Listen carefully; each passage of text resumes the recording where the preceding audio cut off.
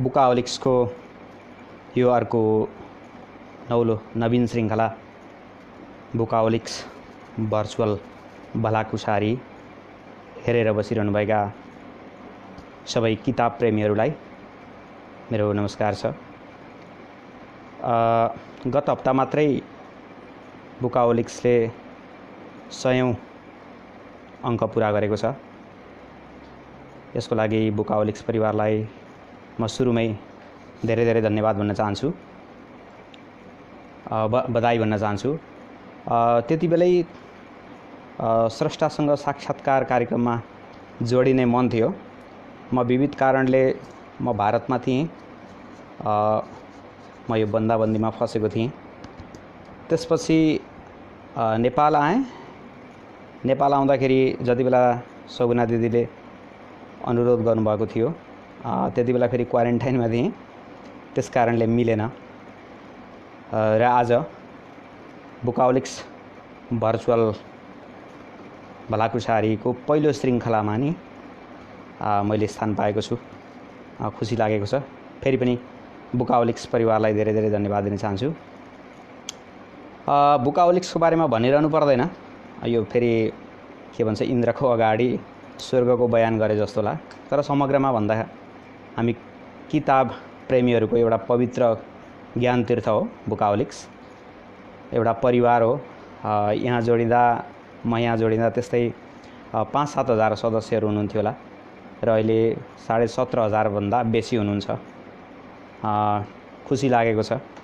यो किताबबारे छलफल गर्ने, पढ्ने, पढाउने संस्कार संस्कृतिको एउटा थालनी हो।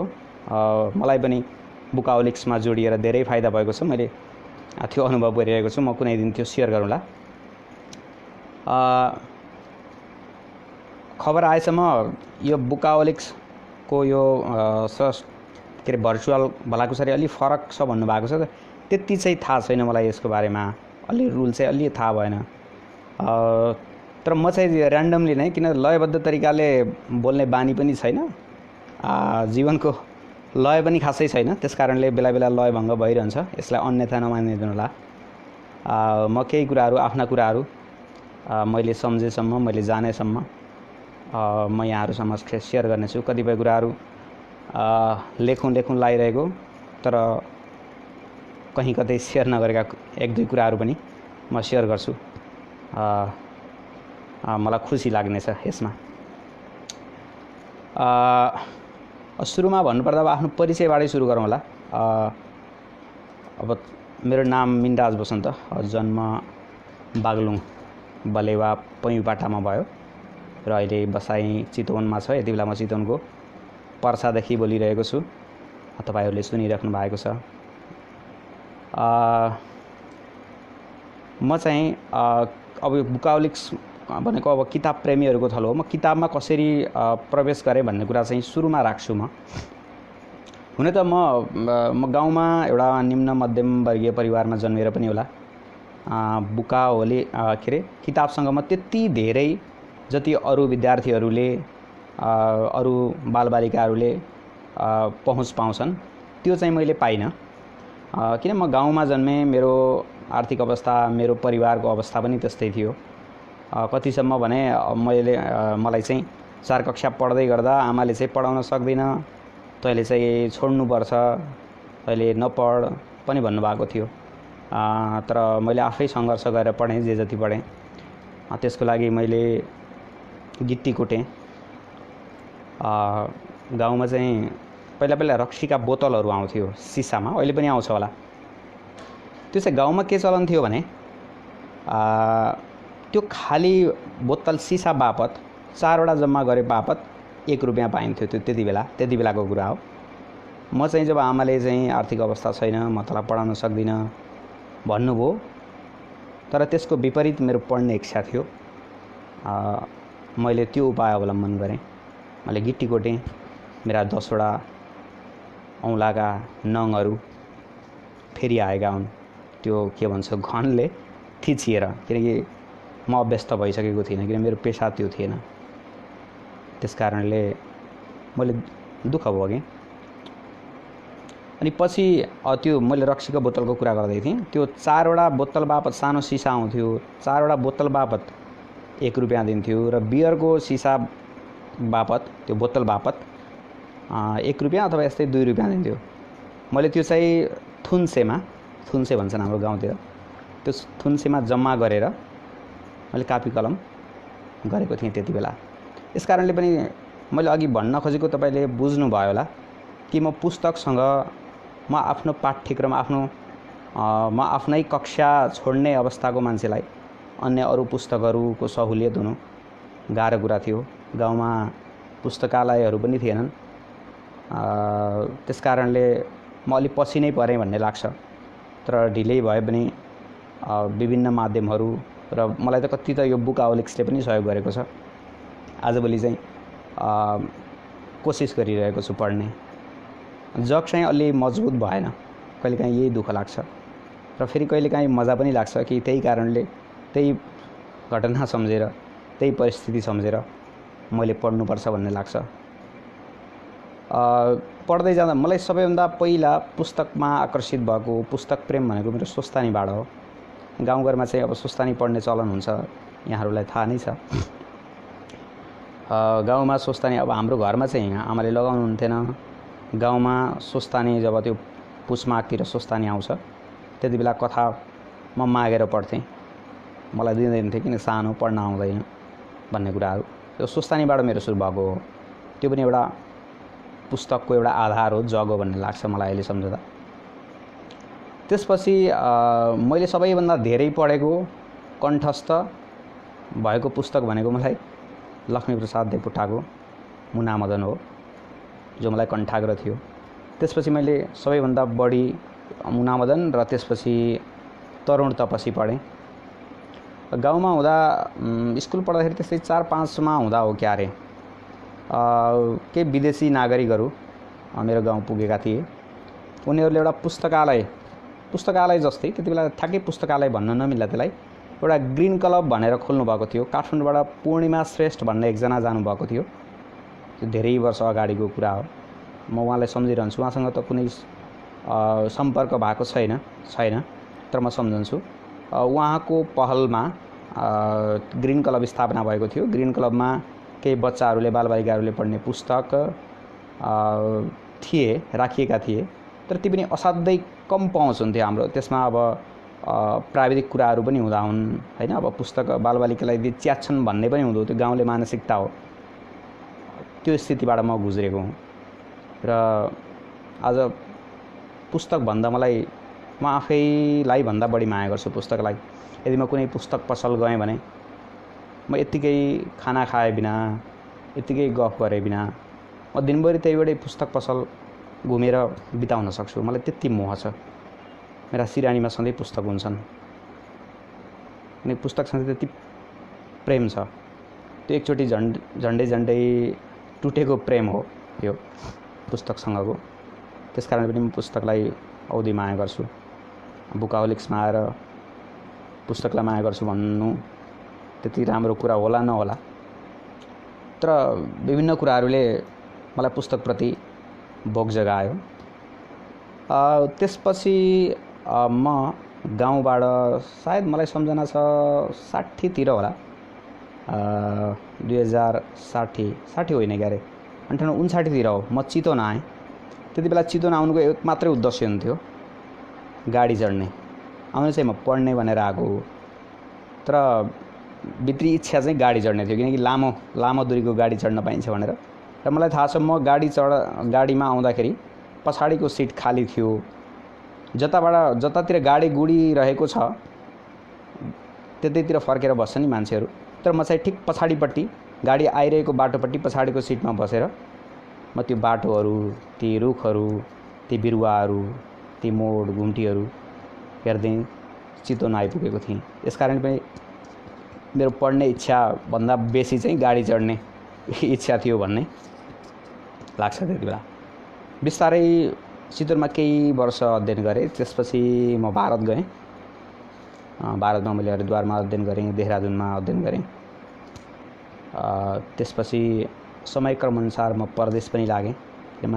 मान्छेका बाध्यताहरू व्यवस्थाहरू हुन्छन् र त्यसमा मेरा त झन् आफ्नै बाध्यताहरू थिए। मैले भनिहालेँ यहाँहरूलाई। अब ती सबै कुराहरू मैले पिपिरीमा लेखेको छु। एउटा त्यो म पिपिरीबारे चाहिँ पछि भन्ने छु है, किन म अरू नै कुरा गर्छु अहिले।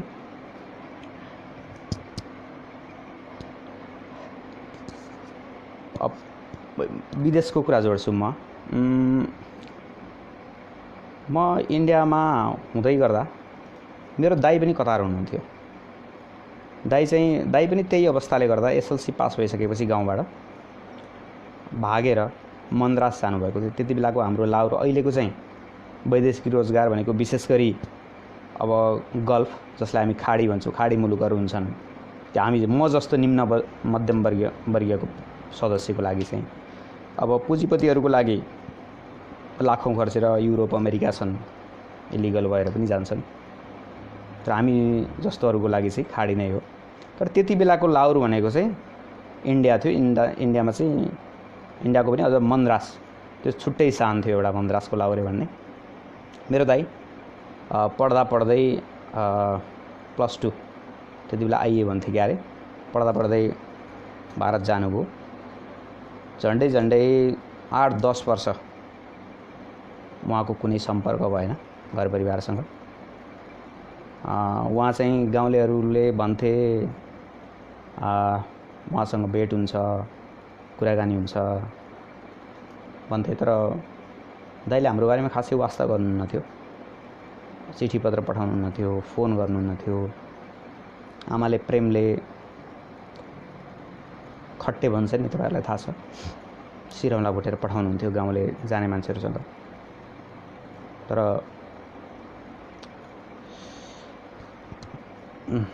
दाइले त्यो फ्याल लिनुहुन्थ्यो। घरको कुरा गरेको दाइ रिसाउनुहुन्थ्यो।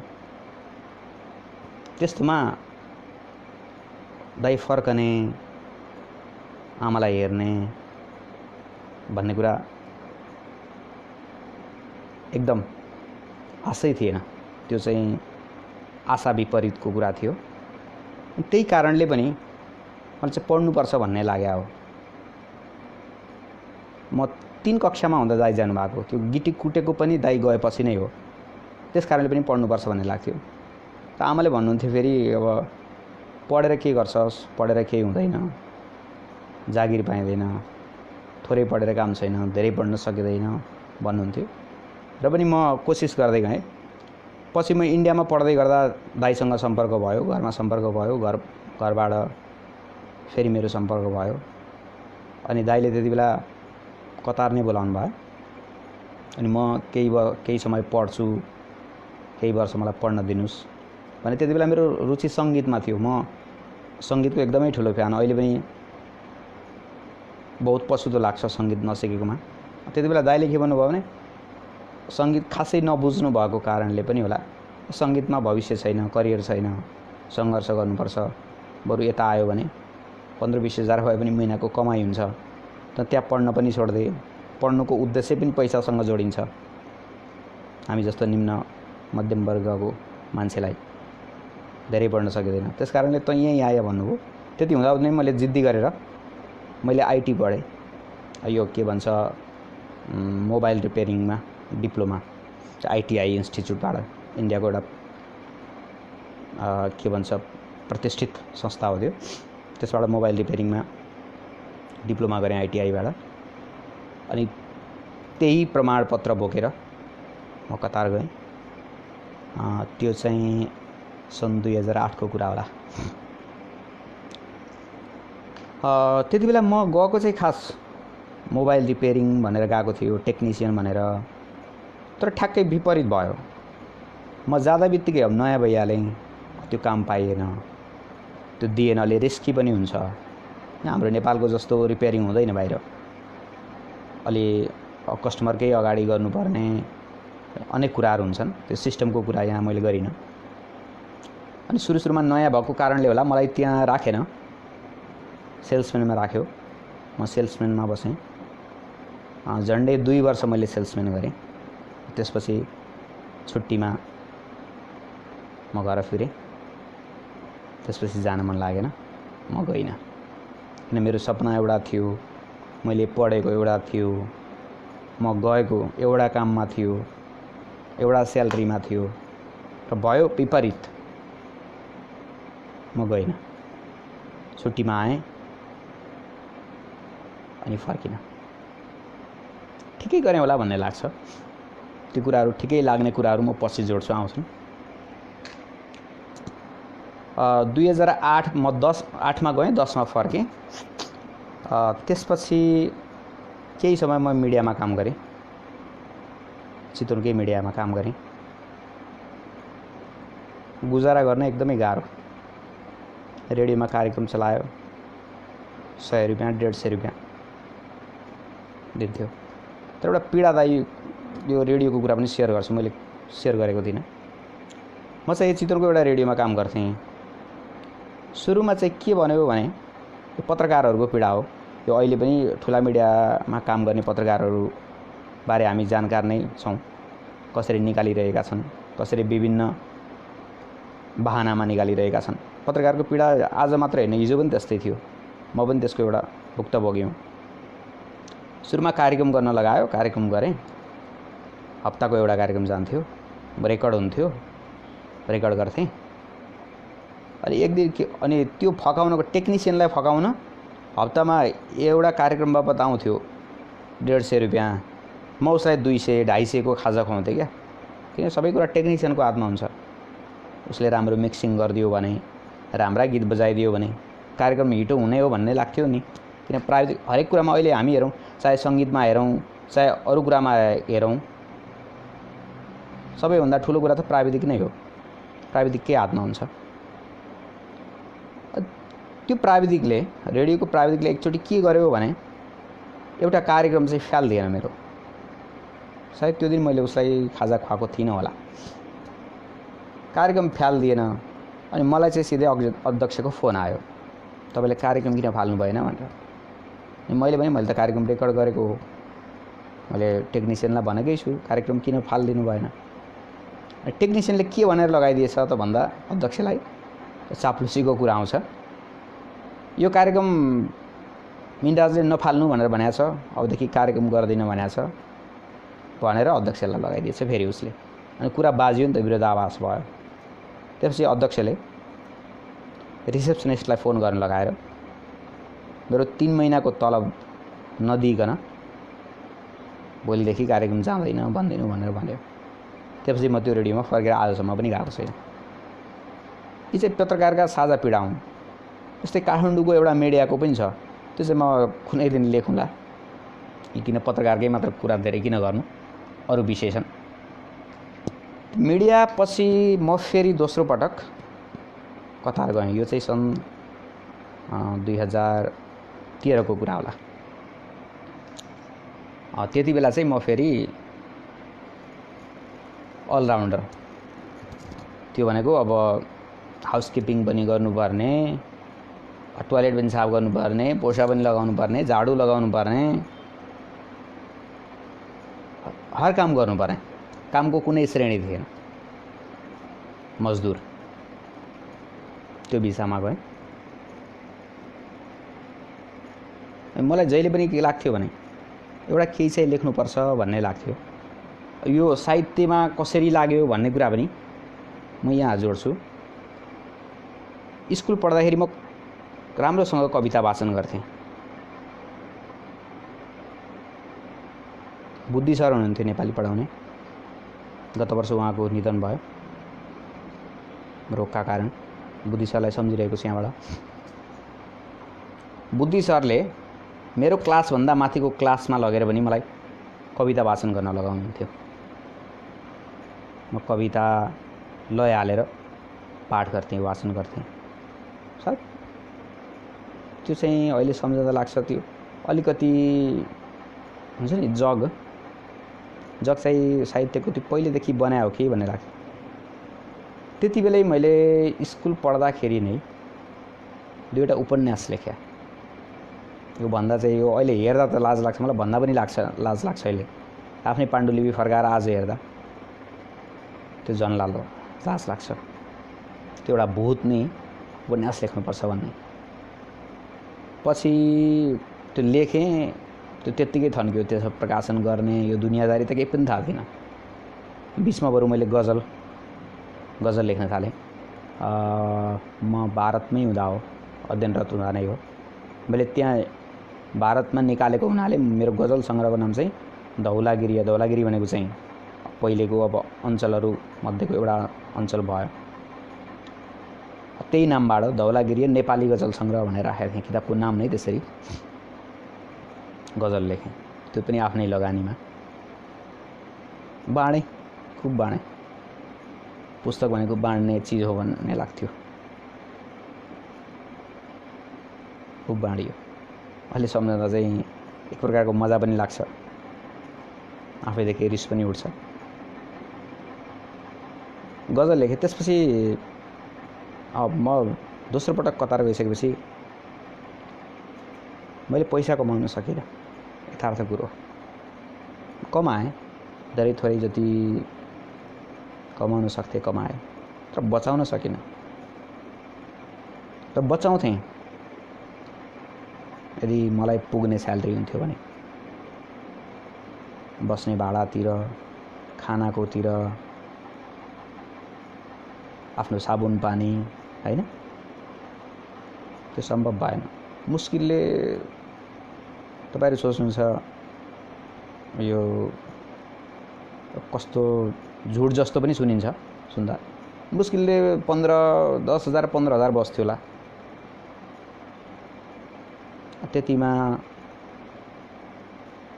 देशै छोडेर, आमाको काखै छोडेर, आफ्नो भूमि नै छोडेर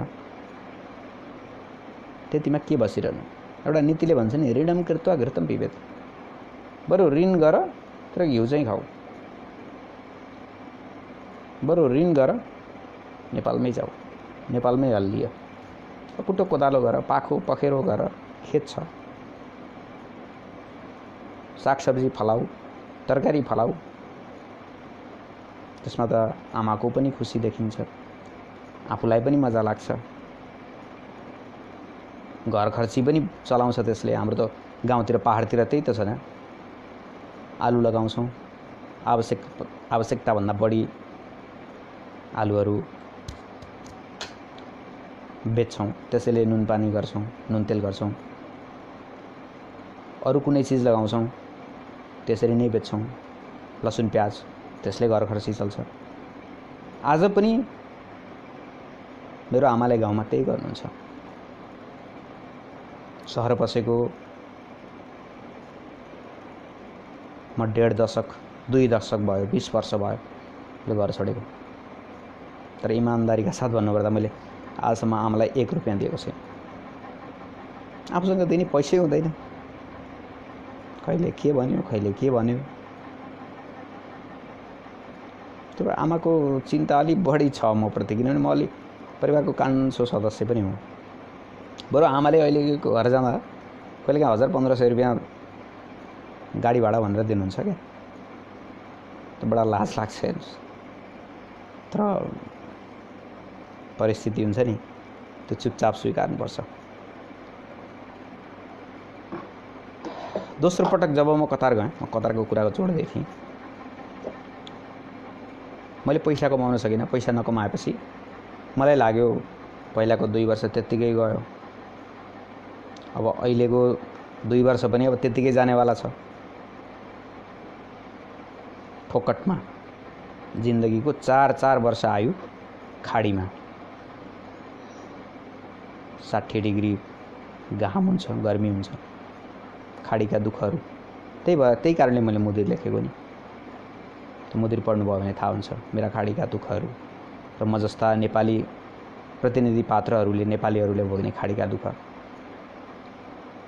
मैले आफूले देखेको, भोगेको, सुनेको, स्पर्श गरेको, छामेको कुराहरू मैले मुदिरमा जस्ताको तस्तै लेखेको छु। अब 2 वर्ष फोकटमा जान्छ, मैले पैसा कमाउन सकिनँ भनेपछि म चाहिँ केही चाहिँ एउटा काम चाहिँ गर्नुपर्छ खाडीको सम्झना भनेर म किताब लेख्नेतिर लागेँ। तर यो किताब लेख्ने पनि यो एउटा संयोग न हो, जिन्दगी पनि आफैमा संयोग हो। मैले अरू नै कुनै कथा लेखिरहेको थिएँ। अमर नेउपाने दाइसँग एकचोटि कुरा भयो। यो मुदिर लेख्नुको एउटा गाइडलाइन अमर दाइ पनि हो।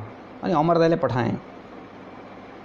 अमर दाइले निकै आलोचनात्मक सुझाव दिनुभयो।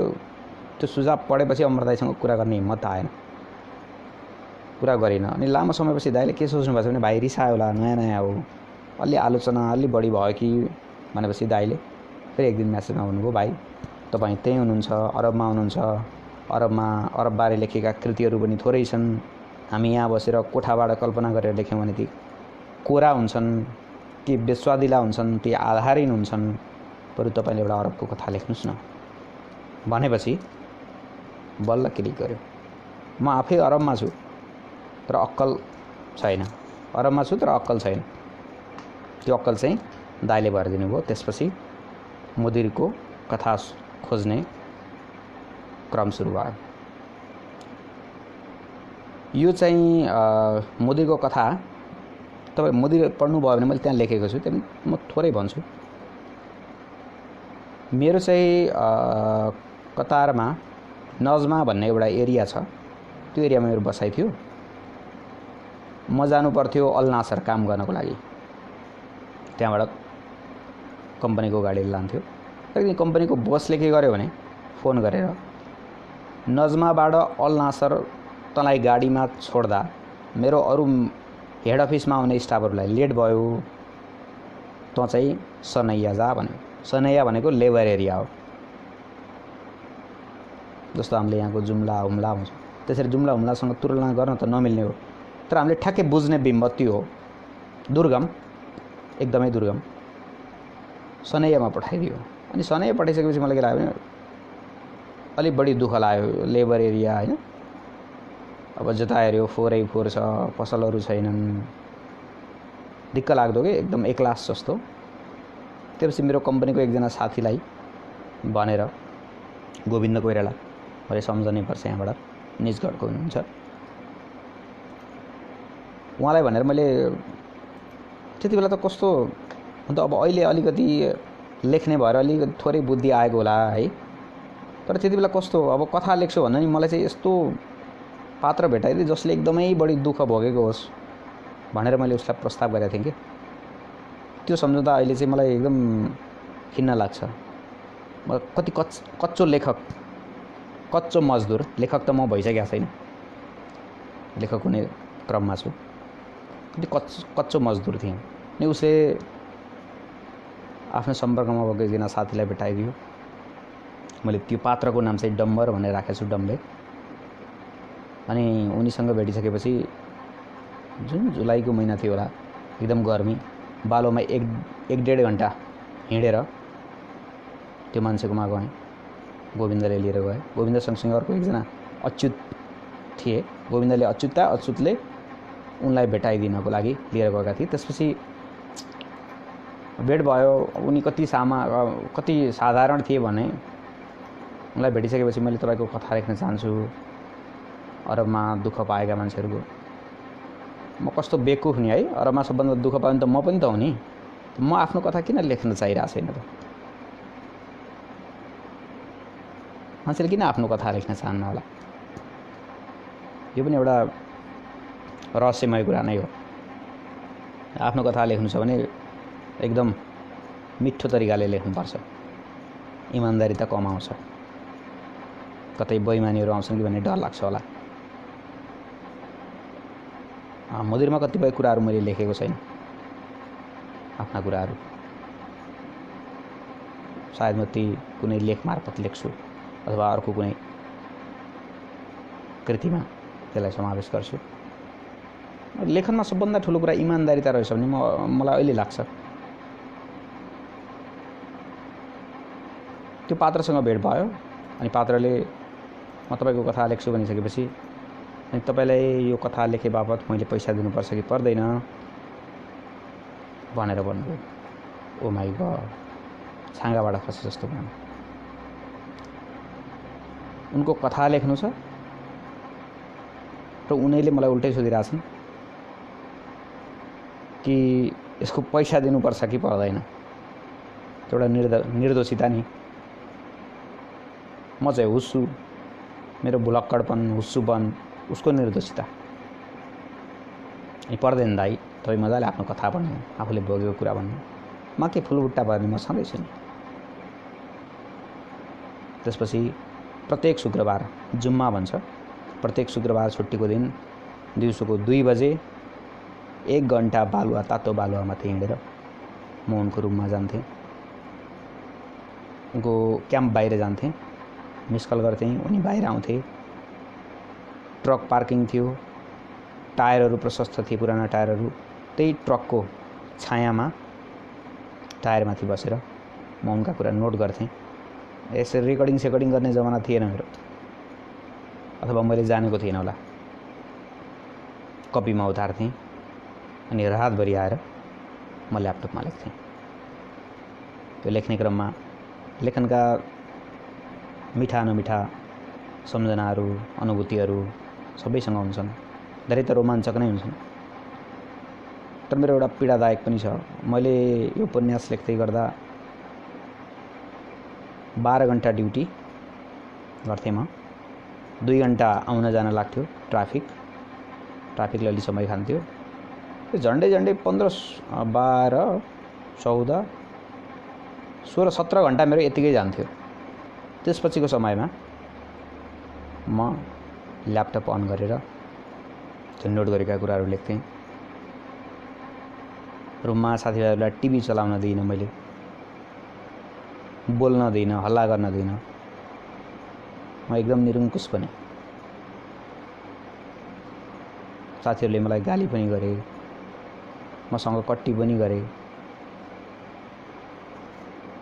त्यसै कुराहरूले मुद्री जन्मियो नि।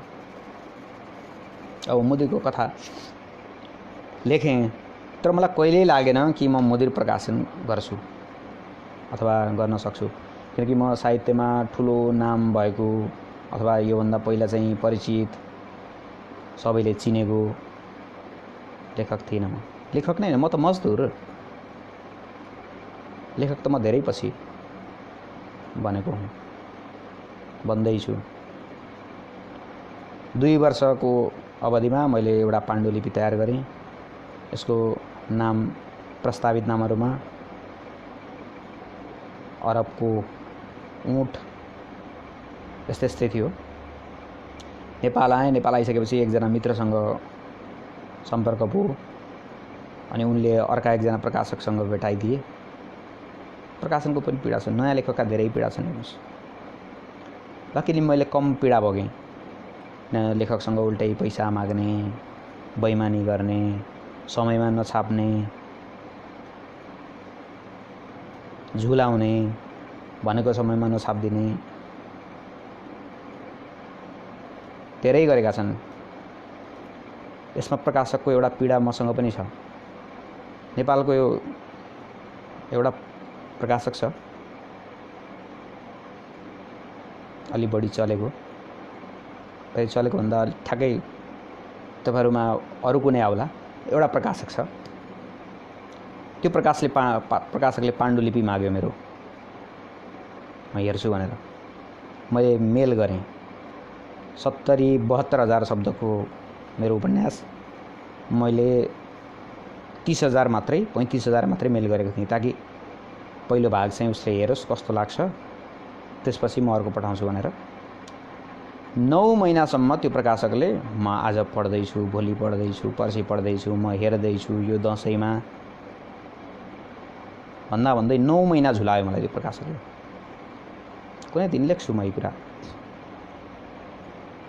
अनि उसले एक दिन के भन्यो भने मलाई फाइनल कुरा गरिदिनुहोस् भनेपछि उसले के भन्यो भने सायद हुनसक्छ मैले उसको मनोविज्ञान बुझिनँ होला, चाहन्थ्यो होला लेखकले नै आफैले खर्च गरोस् भन्ने चाहन्थ्यो कि, त्यो अलग कुरा हो।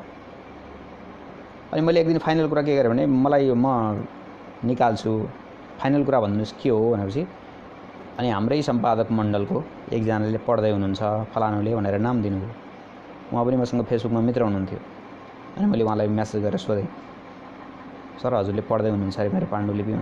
कहाँ, मलाई त दिनुभएकै छैन उहाँले, मेरो त हातमा आएकै छैन, मैले कहाँबाट पढ्ने भनेपछि मलाई लाग्यो यो चाहिँ यो छापिनेवाला छैन यहाँबाट, यो चाहिँ मलाई नयाँ लेखक माथि गरिने एउटा गद्दारी, एउटा के भन्छ, एउटा हमला, साङ्घातिक हमला नै हो एक प्रकारको। यहाँबाट निस्किन्न भनेपछि मैले निकालेँ त्यहाँबाट। त्यही क्रममा अर्को एकजना मित्रसँग भेट भयो अनि मित्रले फेरि अर्को एकजना प्रकाशकसँग भेटाउनु भयो। त्यो प्रकाशन भर्खर नयाँ खुलेको थियो। अनि यसरी विभिन्न दुःखहरू पार गर्दै यस प्रकाशन भयो। र प्रकाशन हुनु पूर्व म अरबमा जति बेला लेखिरहेको थिएँ मलाई लागेन म यो प्रकाशन गर्छु। मलाई यो मात्रै लाग्यो कि भोलि मेरा सन्ततिहरू पनि यसै गरी खाडी आउनेछन्, किनकि खाडीमा मैले राम्रो कमाइ गर्न सकिनँ।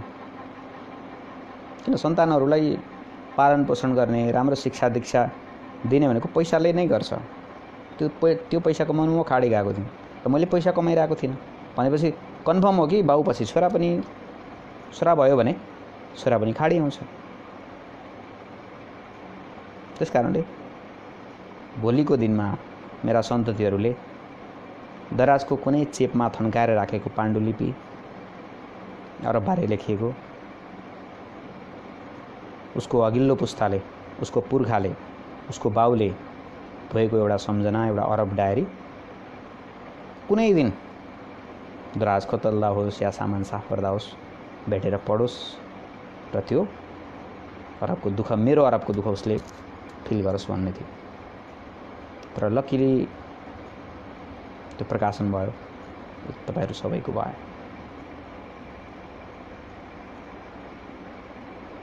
एकैचोटि अरबको मजदुरबाट मलाई मुदिरले लेखक बनायो। भन्छन् मान्छेका जिन्दगीका टर्निङ पोइन्टहरू थुप्रै हुन्छन् नि।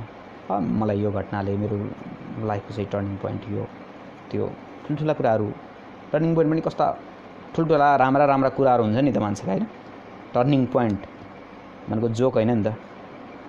तर मेरो टर्निङ पोइन्ट भनेको खाडी, अरब।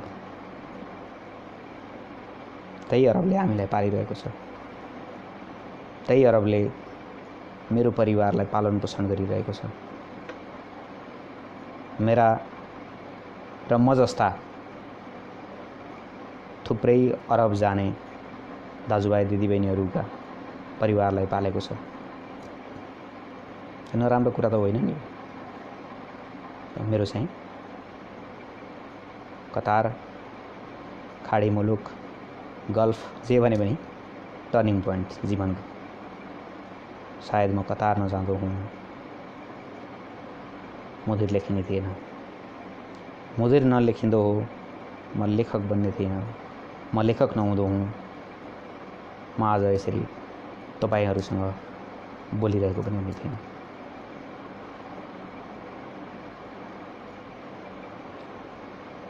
मुदिर आयो, म क्रमबद्ध रूपमा जान्छु। मुदिर आयो, मुदिर आइसकेपछि मलाई अलि चुनौती भयो। म त्यति बेलै मुदिर आउँदा बित्तिकै, म उताबाट गलपाडा आउँदा बित्तिकै मैले अन्यत्र एउटा ठुलो देश जसलाई हामी विकसित मुलुक भन्छौँ त्यसमा कुक भिसामा जानको लागि अप्लाई गरेको थिएँ र त्यसको COE पनि आएको थियो, सर्टिफिकेट अफ एलिजिबिलिटी। र त्यति बेला मुदिर चर्चामा थियो। अनि केही साथीहरूले के सल्लाह दिनुभयो भने आफूले चाहिँ अरबको कथा लेख्ने, विदेशमा दुःख छ भन्ने, अनि फेरि आफू चाहिँ हिँड्दैन। हुन त यी सबै कुराको निर्णय म आफै गर्न सक्थेँ, न सुन्नु सबैको गर्नु आफ्नो भन्छन्। तर म अलि इमोसनल भएँ क्यारे, त्यो हो त भन्ने लाग्यो क्या। कवि लेखक त अब उही त हो नि, अब सानो कुराले पनि दुख्छन्, सानो कुराले पनि खुसी हुन्छन्, हैन? कवि लेखकका यी नै हुन् व्यवहारहरू, बानीहरू। त्यसपछि मैले झन्डै 2 लाख रुपियाँ खर्च गरेर अप्लाई गरेको, अनेक गरेका कुराहरू मैले त्यो देशको भिजा लिन मैले छोडेँ। लाग्यो म अब लेखक बन्छु, किन मुदिरले जति चिनायो, जति पाठक समक्ष मलाई चिनायो, एउटा चुनौती पनि थप्यो र अर्को सम्बन्धहरू गाँसिए, पाठकहरूसँग जोडिन पाइयो र पाठकहरूको इच्छा भनेको अब अर्को कहिले भने अब यो चाहिँ भनेर मात्रै त हुँदैन, त्यो यसै फुर्किहाल्नु पनि हुँदैन। लेखकहरूको दुर्घटना भनेको यही हुन्छ। अब सामान्य के हुन्छ भने हाम्रो चलन यो म पनि गर्छु होला, जस्तो मेरो पुस्तक प्रकाशन भएको 1-2 महिना भयो, एउटा अन्तर्वार्ता आयो अथवा कुनै कुराहरू पोस्ट भए, अनि तर कमेन्टमा आउँछ बधाई छ, अब छिट्टै अब यो वर्षभित्रै अर्को किताब पढ्न पाऊँ, अर्को रचना पढ्न पाऊँ। अजीब, वर्षैपछि किताब लेख्दा गाह्रो हुन्छ होला, मलाई चाहिँ गाह्रो छ। सायद म पनि यसरी नै भनिरहेको हुन्छु होला, भुलवश, अन्जानवश अथवा जानेर नै। कतिपय कुराहरू हामी जानेर नै गर्छौँ क्या, त्यो मजा पनि लाग्दो रहेछ। जस्तो म सानोको एउटा घटनामा, त्यो हामी सबैले गर्ने कुरा हो, मैले यो प्रसङ्ग त होइन तर म जस्ट जोड्न खोजेको, हामी जानेर नै धेरै कुराहरू गर्छौँ। म मेरो गाउँको एकजना फुपाजुकोमा गएको थिएँ एक दिन, साँझको समय थियो। म आँगनमा दाउरा छिर्दै हुनुहुँदो रहेछ क्या। मलाई थाहा भएन अब उहाँको फुपू र फुपाजुको चाहिँ एकदम द्वन्द्व भइरहेछ। अनि मैले सोधेँ, हाम्रो चलन हुन्छ नि त, फुपाजु के गर्दै हुनुहुन्छ, के गर्न लाउनु भएको, जो मैले देखिरहेको छु दाउरा छिरेको, मलाई थाहा छ दाउरा छिर्दै हुनुहुन्छ। अनि देखेन साले दाउरा छिरेको भनेर त्यो बन्चरो लिएर मलाई लखट्नु भयो। मैले भन्न खोजेको कुरा तपाईँले बुझ्नुभयो होला, कतिपय कुराहरू हामी आफैले जानेर नै गरिरहेका हुन्छौँ। यो प्रसङ्ग मैले त्यो किताबको प्रसङ्गमा जोडेको थिएँ। तपाईँको अर्को पुस्तक कहिले आउने भन्ने कुरा, यो स्वाभाविक पनि हो, पाठकको दृष्टिबाट हेर्दा यो चाहिँ फेरि स्वाभाविक हो। अलिक गहिरिएर सोच्दा अलि लाज लाग्दो हो मेरो लागि चाहिँ। अब मुदिरले के भन्छ भन्ने कुरा सर्वप्रथम त यहाँले मुदिर पढिदिनु होला भन्ने मेरो इच्छा छ, पढिदिनु होला, किनकि कतिपयले नपढ्नु भएको पनि हुनसक्छ। मुदिर भनेको अरबमा जाने म जस्ता हाम्रा दाजुभाइ दिदीबहिनीहरूको, नेपाली युवाहरूको प्रतिनिधि कथा हो। प्रतिनिधि यस अर्थमा कि त्यहाँको कथा, कतारको कथा मैले लेखेको छु र अरबको बारेमा लेखिएका पुस्तकहरू एकदमै कम छन्। एक हातको औँलामा गर्न सकिन्छ, दोस्रो हात चाहिँदैन। र कतारको बारेमा त सायद छैन होला, उपन्यास चाहिँ त्यसरी लेखिएको। त्यसकारण पनि टोनी मोरिसनको भनाइ होला, यदि तिमीले पढ्न खोजेको किताब भेटाउँदैनौ भने त्यो आफै लेख। यसो सम्झी ल्याउँदा त्यो पनि सही कुरा हो। अरबको बारे किताब थिएनन्, मैले चलाखी पनि गरेँ। मैले भने नि, असफल हुँदाहुँदै पनि म एक हिसाबले सफल भएँ। सफल यस अर्थमा, मैले आफूलाई सफल भनेर घमण्ड गर्न खोजेको होइन, म आज पनि सङ्घर्षरत छु। प्रकाशनको दुःख त एक चरणको मात्रै हो, यहाँ धेरै चरणका दुःखहरू गर्ने साथीहरू हुनुहुन्छ। म सुन्छु, जिब्रो टोक्छु, यस्तो पनि हुन्छ, यस्तो पनि गर्न सक्छन् प्रकाशकले भन्ने लाग्छ। आज पनि त्यो अवस्था छ। सफल यस कारणले कि वैदेशिक रोजगारीको इस्यु उठाएँ मैले, उठाउनु पर्ने, राइज गर्नुपर्ने इस्यु हो त्यो। म चाहिँ एउटा श्रमिकले गरेँ र त्यहाँको बारेमा लेखेको एउटा नौलो किताब पनि भयो। वैदेशिक रोजगारीमा लेखेका कम पुस्तकहरू छन्, त्यस कारणले पनि यसको अलि बढी चर्चा भयो। अनि यही चर्चाको अलिकति हावाले मलाई पनि लेखक बन्न कर लगायो। आउने जाने टिकट काटेर आएको मान्छे फर्किन, उता भिजा लगाएको मान्छे सिओई आइसकेपछि पनि म गएन। भनेपछि यो सब मलाई केले गर्थ्यो न, मुदिरले गरे। त्यसपछि त्यसको 2-3 वर्षपछि पिपिरी आयो। चाहिँ मुदिर चाहिँ हाम्रो नेपालीहरूको कथा हो। म यो प्रसङ्ग सक्छु र म पिपरीमा जान्छु। जस्तो हाम्रो सामान्यतया हाम्रो परिवारको एउटा सदस्य अरबमा छ भने अथवा विदेश छ भने हाम्रा भाइ बहिनीहरूको, हाम्रा बाआमाहरूको मनस्थिति के हुन्छ होला? भाइ बहिनीहरूलाई बाइक ल्याइदे, मलाई बाइक चाहिएको छ, पल्सर चाहिएको छ, मलाई आइफोन चाहिएको छ, मलाई यो मलाई त्यो। बाआमाहरू महिने पछि किन पैसा पठाइरहेको छैनस्, किन कम पठाइरहेछस्, फलानुले यदि पठाइरहेछ, होइन? हेर्नु न हाम्रा बाध्यताहरू।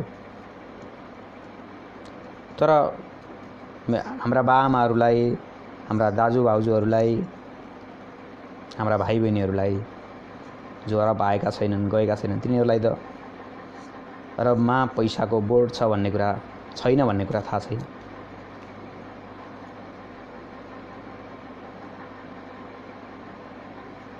मनी प्लान्ट छैन।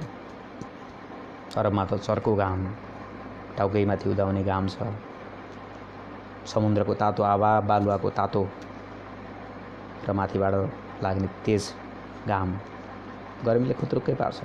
धेरै दुःख छ अरबमा। मैले भन्न खोजेको सारांशमा यो हो कि धेरै दुःख छ। तर हाम्रो परिवारका सदस्यहरूको इच्छा, आकाङ्क्षा अर्कै हुन्छ, अलि बढी महत्त्वकाङ्क्षी भइदिन्छन्। त्यही बुझाउनको लागि पनि अरबको असली कथा मैले लेख्नु परेको। अब अरबको आफ्नो अनुभूति, आफ्नो भोगाई देखाई मुद्रिमा लेखिसकेपछि मलाई चाहिँ लेखक बन्ने चुनौती भयो, लेख्ने चुनौती भयो। लेखक बनेर बनिने कुरा होइन, यो चाहिँ कुनै रोटी बनाए जस्तो कुरा होइन। यो चाहिँ कुमालेले चक्र बनाए जस्तो बनिने कुरा होइन। लेखक त सिर्जनाले बनाउँछ, चक्र कुमालेले बनाउँछ, तर लेखक चाहिँ सिर्जनाले बनाउँछ। आज पनि कयौँ लेखकहरू छन् हामीले नपढेका, गुमनाम लेखकहरू, जसको नाम सुन्यो भने हो फलानु पनि लेखक, फलानुले के लेख्या छ भन्छौँ नि कोही नयाँ मान्छेलाई पढ्दा। त्यस कारणले सृजनाले लेखक बनाउने हो। पछि अब पिपिरीको कुरा गर्दा, पिपिरी चाहिँ यो बाल्यकालीन नोस्टाल्जिया हो। टम स्टुपार्टको एउटा भनाइ छ, if you carry your childhood with you, you never become older. तिमीले आफ्नो बाल्यकाल सँगै लिएर हिँड्छौ भने तिमी बुढो कहिल्यै हुँदैनौ, तिमी बालक नै भइरहन्छौ। र अर्को एउटा भनाइ छ रिकी स्क्रोडरको, उनले भन्छन्, I spend my whole childhood wishing I were older and now I am spending my adulthood wishing I were younger. हामीलाई पनि यही लाग्छ नि, जब बाल्यकाल बारे बजेका गीतहरू सुन्छौँ, यो बालापनको उमेर, त एकचोटि हामीलाई फेरि बालापनमै फर्कन मन हुन्छ। सडकमा खेलिरहेको बच्चा देख्छौँ, हामीलाई आफ्नै बाल्यकाल याद आउँछ, किनकि हामीले त्यो अवस्था पार गरेर आएका हौँ। यद्यपि सहरको बाल्यकाल र गाउँको बाल्यकाल नितान्त फरक छ। पिपिरीमा मैले त्यही कुरा लेखेको हुँ। सहरको बाल्यकाल भनेको आर्टिफिसियल बाल्यकाल हो र गाउँको जैविक हो। मैले भन्नुपर्दा यसमा बहस गर्न सकिन्छ, यो छुट्टै विषय भयो। यस अर्थमा कि जस्तो म गाउँमा हुँदा मैले खाजामा के प्रयोग गर्थेँ? मकै, गहुँ भुटेर, भटमास भुटेर। सहरमा के गरिन्छ? खाजामा के प्रयोग हुन्छ? चाउमिन, मोमो, चाउचाउ, त्यही नै। गाउँको हाम्रो जीवन, मेरो जीवन या गाउँमा हुनेहरूको जीवन चप्पलका तुना चोडिन्थे। एउटा चप्पलको तुना अर्को चप्पलमा हालेर लगाउँथ्यौँ। त्यो बिचमा त्यो छिन्यो भने त्यो फुडुलको भन्छन् त्यो माथिको चाहिँ टुकीमा चाहिँ त्यो दुईपट्टि सेकाएर जोडेर लगाइन्थ्यो, अथवा कुनै कपडाको जुत्रोले बाँधेर चप्पल लगाइन्थ्यो। अनेक फर्मुलाहरू थिए गाउँमा। त्यो जैविक बाल्यकाल थियो। र सहरमा के हुन्छ? सहरमा त्यो हुँदैन। सहरमा बज्ने जुत्ता, लाइट बल्ने जुत्ता, हैन?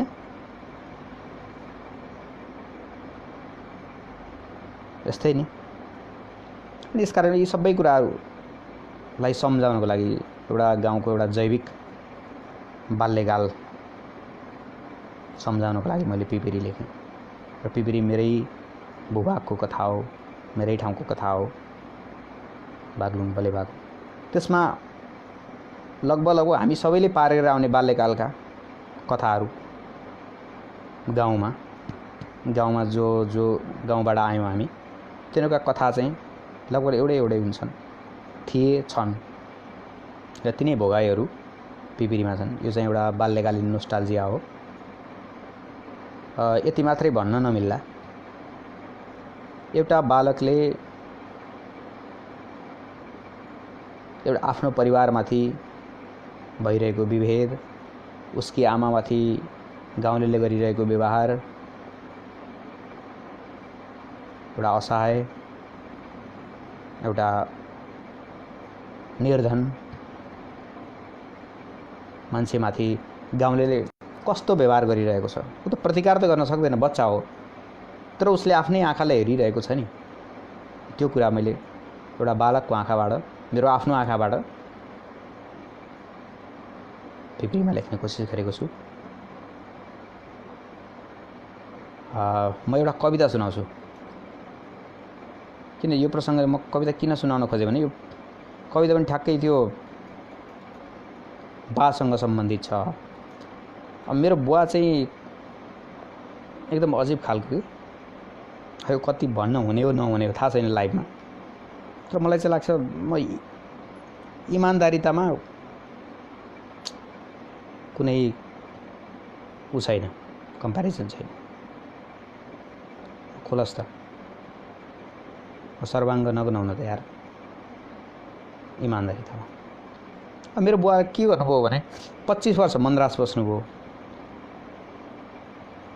अनि घर आउने बेलामा आमालाई ढोग गर्ने बेला रित्तो हात ढोग गर्नुभयो। 25 वर्ष इन्डिया मन्द्रास बसेर आउँदाखेरि पनि बुवासँग 1 रुपियाँ थिएन। कारण के? जुवा, तास, मादक पदार्थ सेवन।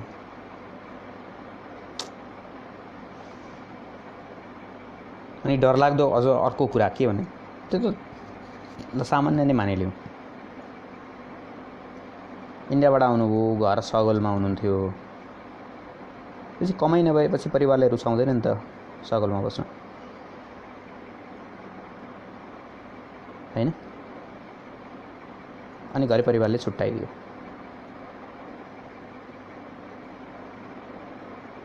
हाम्रो परिवारलाई छुट्याइदियो। म त्यति बेला जन्मेको थिएँ कि। अनि बुवाले के गर्नुभयो भने आमालाई पनि छोडेर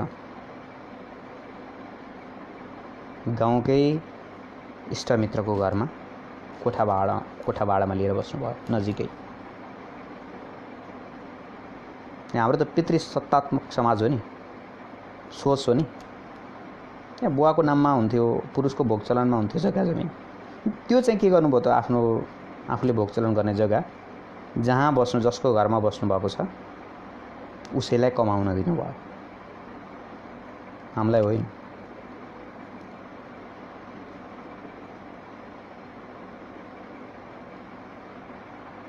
त्यसपछि त्यो अन्न उहाँले बेच्नुहुन्थ्यो, उहाँले खानुहुन्थ्यो, हामीलाई होइन। मलाई त बुवाको खास सम्झना पनि छैन, अनेस्टली स्पिकिङ, होइन।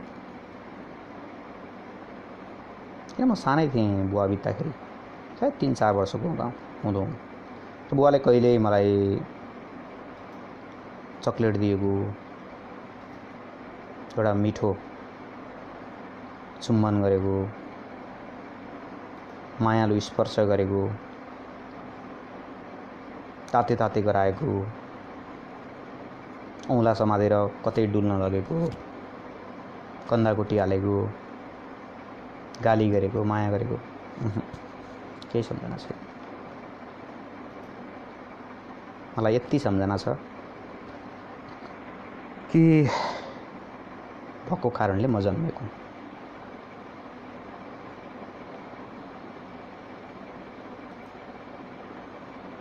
त बुवा त हुनु भएन, तर एउटा चाहिँ बुवा भएको कल्पना गरेर एउटा कविता लेखेँ मैले। त्यो अघि कविताको कुरामा अलिक भावुक भएँ यो प्रसङ्ग जोड्दाखेरि। म एउटा कविता भन्छु है।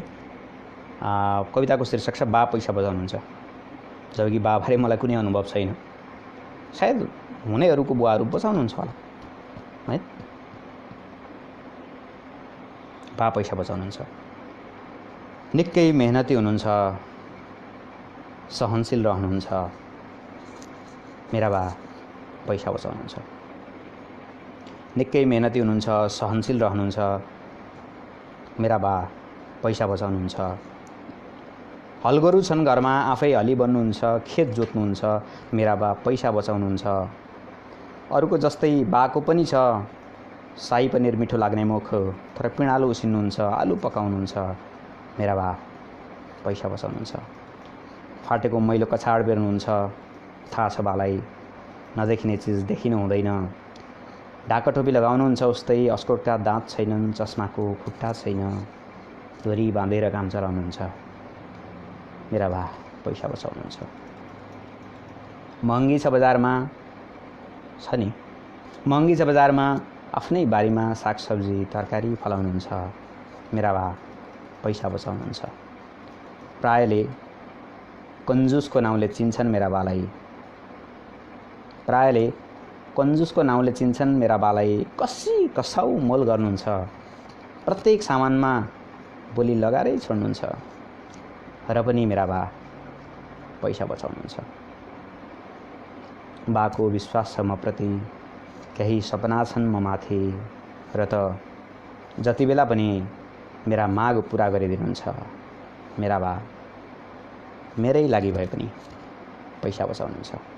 धन्यवाद। यो चाहिँ सायद मेरो बुवा भएको भए यस्तो गर्नुहुन्थ्यो होला भनेर एउटा कल्पना, र अर्को कल्पना सायद जसको बुवाहरू हुनुहुन्छ उहाँले यसो गर्नुहुन्छ होला भन्ने सोचेर एउटा कल्पना गरेर यो कविता लेखेको। समय कति भयो? म त अलि बहकिएँ क्यारे। मैले तपाईँहरूको कमेन्ट हेर्न भ्याइरहेको छैन, यो स्क्रोल गर्न पनि आएन। यो देखाइ त रहेछ है, तर छुटी पनि रहेछ। जसरी समय हामीसँग बिस्तारै छुटिँदैछ। धेरै कुराहरू भन्नु मन थियो। समयको पाबन्दी छ, 1 घन्टाको समय हो क्यारे। 1 घन्टा ठ्याक्कै भएछ। अब म अन्तिमतिर मैले भन्ने कुराहरू धेरै छन्, ती चाहिँ अन्य माध्यमहरूबाट पनि बनाउँला, सेयर गरौँला। मुख्य कुरा त यहाँहरूले थाहा पाइहाल्नु भयो कि एउटा लेखक, एउटा मजदुर कसरी लेखक भयो र लेखनमा कसरी सङ्घर्ष गरिरहेको छ, उसका पारिवारिक सङ्घर्ष के हुन् भन्ने कुरा यहाँले बुझिहाल्नु भयो। कवि लेखकहरूलाई दुःख भनेको बडो प्यारा चिज हुँदो रहेछन् कि। मलाई लाग्छ ओहो, म त्यति बेला मैले दुःख नभोगेको भए म अहिले कहाँ मुद्री लेख्थेँ होला, म कसरी लेखक हुन्थेँ होला। म अरब गएर राम्रो सेवा सुविधामा काम गरेको भए वर्षमा आउने जाने टिकट दिन्थ्यो होला कम्पनीले।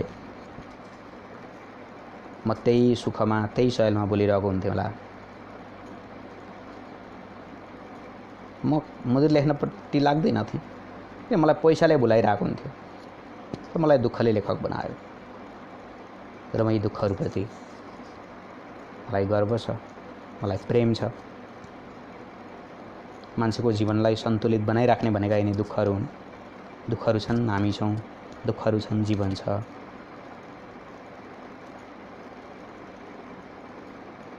भन्न त रामसुखदासजी भन्छन्, कोही तन दुखी, कोही मन दुखी, कोही धन बिना रहे त उदास। संसारमा सबै मानिसहरू दुखी छन्। कोही शरीरले दुखी छन्, कोही मनले दुखी छन्, कोही धनले दुखी छन्। धन भएर पनि दुखी छन् नि, धेरै धन भयो भने त दुःख हुन्छ। सुखी त रामका दासहरू चाहिँ उनले भनेको कुरा। र कवि लेखकहरूलाई दुःखहरू नै ठिक छन्। दुःखहरू भयो भने जीवनको सन्तुलन रहन्छ। दुःखहरू भयो भने हो लेखौँला भन्ने हुन्छ। अरूलाई दुःख भयो भने के सोध्छन् होला, हो कसरी पार लगाउने होला। तर कवि लेखकलाई दुःख भयो भने हो लेख्ने मसला भयो। भोगाइ आउँछ नि त, किन दुःखको अनुभूति त फरक हुन्छ नि, हैन? लगभग कुराहरू यिनै हुन् समग्रमा। कमेन्टहरू हेर्न भ्याइनँ, किन म अलि बढी यो बानी पनि नभएर होला, मेरो यो जीवनको पहिलो लाइभ हो। त्यस कारणले पनि म अलि नर्भस जस्तो, अलि कस्तो दकस जस्तो, अलि बोल्दा लय नमिलेको जस्तो लाग्यो होला तपाईँहरूलाई। म क्षमा प्रार्थी छु। म यस्तै हुँ। म पर्दा अगाडि जस्तो छु, म पर्दा पछाडि पनि त्यस्तै छु। लाइभमा जस्तो छु, फेसबुक लाइभमा, र बाहिर पनि त्यस्तै छु। मेरा यिनै आदतहरू हुन्, मेरा यिनै बानीहरू हुन्। मेरो यही कर्म हो, पुस्तक पढ्ने, किताब लेख्ने रहर। र अन्त्यमा म एउटा कविता आमालाई समर्पित गरेको एउटा कविता सुनाउँछु र म छुट्टिन्छु। यो कविताको थोरै म यो रचना गर्भ अथवा प्रसङ्ग एउटा भन्छु। मैले अघि नै भने थिएँ क्यारे, अहिले पनि म गाउँ जाँदा आमाले बाटा खर्च दिएर पठाउनुहुन्छ कहिलेकाहीँ। र आमा एकपटक गाविस भवनमा, त्यति बेलाको गाविस, अहिले चाहिँ नगरपालिका भयो, भत्ता बुझ्न जानुभएको थियो। आमासँगै म पनि थिएँ। अनि त्यो दिन आमाले भत्ता बुझ्ने दिन थियो। अनि म गएर बसेँ र आमा जस्तै अरू आमाहरू पनि थुप्रै भत्ता बुझ्नको लागि भनेर आउनुभएको थियो। आमा चाहिँ एकल महिलाको तर्फबाट भत्ता बुझ्नुहुन्छ। वृद्ध ज्येष्ठ नागरिक अझै भइसक्नु भएको छैन।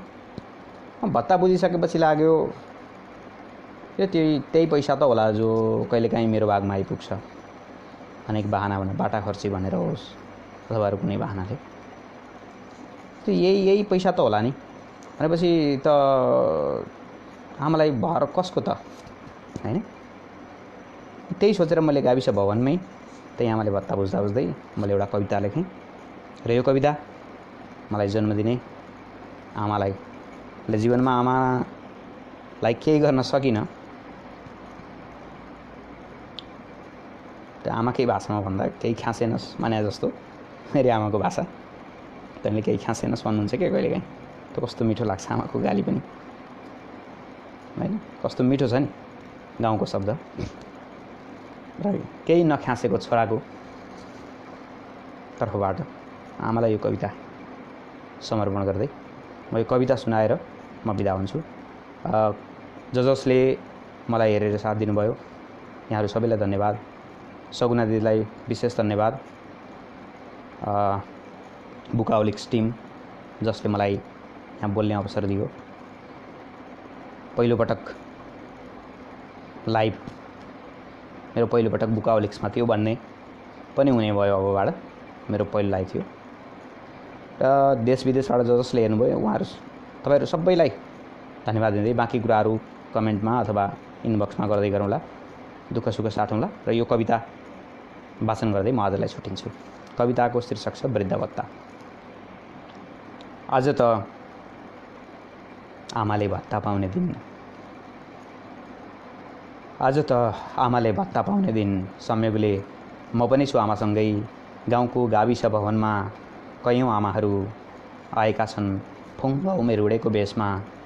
म ध्यान से हेर्छु आमाहरूको अनुहार, मध्याहको घाममा देखिने छोटो छाया जस्तै छोटै खुसीका छिट्टै मेटिजाने छन् दागहरू। आज त आमाले भत्ता पाउने दिन, संयोगले म पनि छु आमासँगै। आमाका यी तिनै गाला हुन् जुन बैंसमा मैल लाग्छ कि झैँ गरी छुन्थे मेरा बाले। तिनै गाला हुन् यी आमाका, छोराछोरीले अङ्गालो हाली चुम्ने। पटपट्टि फुटी जाने भएले हरेक रात तोरीको तेल घस्ने आमाका गाला पनि यिनै हुन्। तर अहिले गाला हुन् वा हुन् कुनै चर्किएका शीश महलका सिसा, गाह्रो छ भनिहाल्न। एउटा भीमकाय सांसारिक अरण्यबाट फुत्त निस्केर गइहाले मेरा बा, अनि भनिदिए मेरी आमालाई अब बाटो पत्ता लगाऊ मसम्म पुग्ने। हो, ठ्याक्कै बाटो पत्ता लगाउने खेल जस्तै किरिङमिरिङ रेखामय भएका छन् आमाका बुढ्यौली गाला। आफ्नै जन्ममिति बिर्सिएर सन्ततिको जन्मदिन मनाउने आमालाई थाहा हुँदैन आफ्नो आयुको मासिक मसान्त र वार्षिक नवीकरण मिति। तर यति चाहिँ थाहा नभएको होइन, वार्षिक 3-4 चरणमा दिइने वृद्ध भत्ताको कागजपत्रमा दायाँ बायाँ ल्याप्से मारेपछि मात्रै क्रमशः चुडिन्छन् आमाका कमजोर आयुका धागाहरू। आजै हो आमाले भत्ता पाउने दिन। आजै हो आमाले भत्ता पाउने दिन। संयोगले म पनि छु आमासँगै र बुझ्दैछु बा पछिको आमाको धुरी खाँबो भन्नु होइन रहेछौँ हामी छोराछोरी पनि मात्रै वृद्ध भत्ता पो रहेछ। धन्यवाद। यहाँहरू सबैले नमस्कार, नमस्ते, शुभ सन्ध्या।